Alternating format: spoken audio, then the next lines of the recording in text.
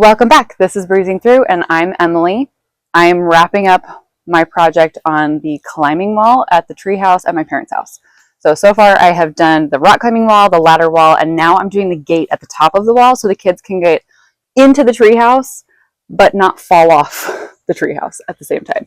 So I'm going to remove the barrier that's up at the top, take off some of the slats, add some more framing pieces to it, fix the placing of the slats, and then attach it to the rest of the treehouse with hinges. I also have some gate stops to keep the gate from opening outwards. It will only open inwards. So let's go ahead and get started. This is the railing in question that I'm going to use to make the gate. The contractor that made the treehouse made this piece very easily removable so that it could just be taken off and the kids could climb up here and it wouldn't be a problem. I decided that instead of just leaving it open, we're going to turn it into a gate. First step is removing this section of railing. So there were just a few screws that I needed to undo and then pop the railing out. So theoretically, I should now just be able to pop this off. We'll see. I didn't build this, so.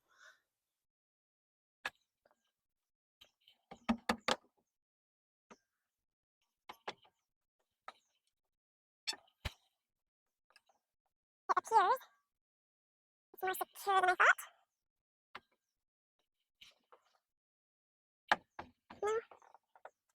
No. There we go. It was just wedged.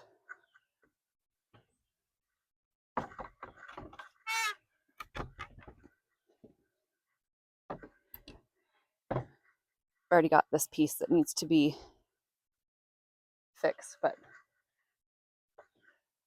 now let's go make a gate.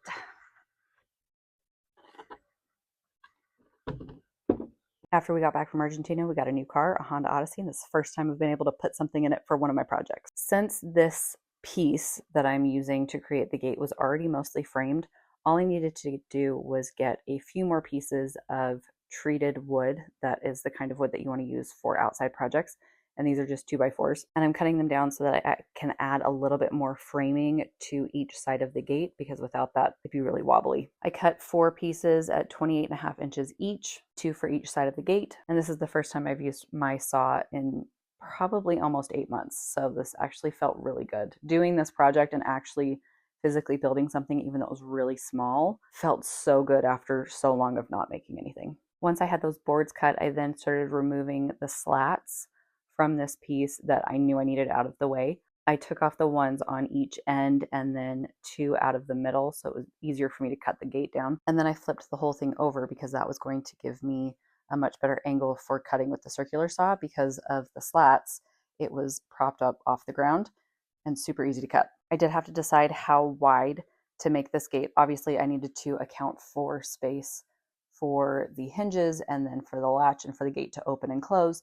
So it couldn't remain the same length that it was originally. So I took off a full inch off of one of the ends and then took that new length, divided it in half, and cut down that spot. So now I had 2 pieces, which was the goal. I flipped the 2 pieces back over and I added the 2 pieces of wood that I cut down to each side. So now I have a full frame that is made out of treated 2x4s. And to secure them, I used these exterior wood screws that I already had on hand. These are left over from when I made the frame for my rolling workbench, which is made out of 4x4s. So in order to attach them to each other, I needed really long screws. For this specific thing, I did not necessarily need to use 10-inch screws to secure 2x4s to each other, but I already had them on hand and I didn't want to go buy new screws. And I have this giant bucket of them. So I decided to just use them. It is more than okay to use stuff on hand, even if it's overkill, to not spend extra money on something you didn't need to spend money on. So to anyone who thinks that this is overkill using 10-inch long screws, I acknowledge that. I just have a large bucket of 10-inch long screws that need to be used, and I'm going to use them. Anyway, I used 2 of these 10-inch long screws on each side, so anywhere they're wood joined, which means this is going to be very secure and the gates should stay intact. Once the side pieces were secure, I then started moving the slats around to make the gate look more intentional, because as is, it kind of just looked like I slapped some slats on there and had no concept of how to space them. I started on the outsides and secured those outside slats to the gate at about 2 inches away from the outside frames. And then I honestly eyeballed the 2 slats in the middle. And to be honest, it looks pretty even to me. Once that was done, it was time to secure the gates to the treehouse. So I went and got these hinges, and I like these because they don't open both directions. They just open one direction with a little tiny bit of give on the other side. And then I also got these gate stops that I wasn't sure if I was going to use them or not, but I got them and can always return them. So to secure the actual gates, obviously I used the hinges. I marked where I needed to pre-drill each of the holes for the screws for the hinges, and I used 2 hinges per gate because I wanted to make sure that this gate wasn't going anywhere. And then once I had marked that, I then went in with my drill and I pre-drilled the holes and then screwed in the screws. I did this on both sides of the gate, obviously, so that there were 4 hinges total. And honestly, my plan ended here. I really thought that we were good. I had the hinges on there, the gate couldn't open outward, and the kids could open up the gate as they came up off the climbing wall, and it was all going to be fine. Well, as a parent, I should know better because my children will always find a way, and my son definitely found a way for me to realize that this was not the end of this gate, and I needed to add one more thing. So I finished the gate the other day, and originally my goal was that it could just be opened and it wouldn't into the treehouse, and then it wouldn't be able to open outward. So I got hinges that only went one way, so you can't push it outward and you can bring it inward. However, I underestimated the deviousness of my 2-year-old, and he likes to just open the gate all the way up and hang out here.